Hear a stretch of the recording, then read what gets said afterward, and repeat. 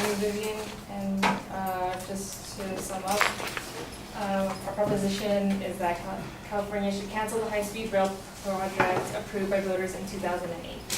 So our first claim is that the cost of the high-speed rail would create and escalate financial issues for both the state and California and its population. California has and is currently cutting the budgets of crucial areas that affect many. An example for this would be health, as Medi-Cal costs continue to rise. According to the Public Policy Institute of California, written in January 2015, it states that the budget increases Medi-Cal spending by $1.4 billion to cover inflation. Higher reimbursement rates for managed care and dental services and federally required services for children with autism also contribute to project increase. This would result in a $483 million increase to be paid with special funds from a tax on managed care organizations.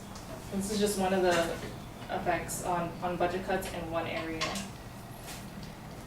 Second is that there is no proper funding for the high-speed rail.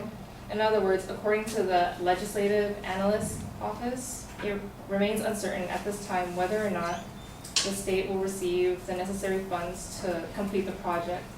The absence of an identified funding source at the federal level makes the state's receipt of additional funding unlikely, particularly in the near term. In addition, it is unclear of how much, if any, other non-state funds, such as local funds and funds from operations and development or private capital, have been secured.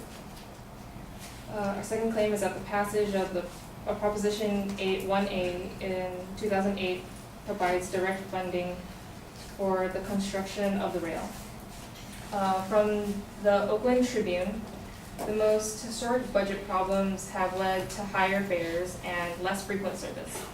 Because the state has eliminated all transit funding, but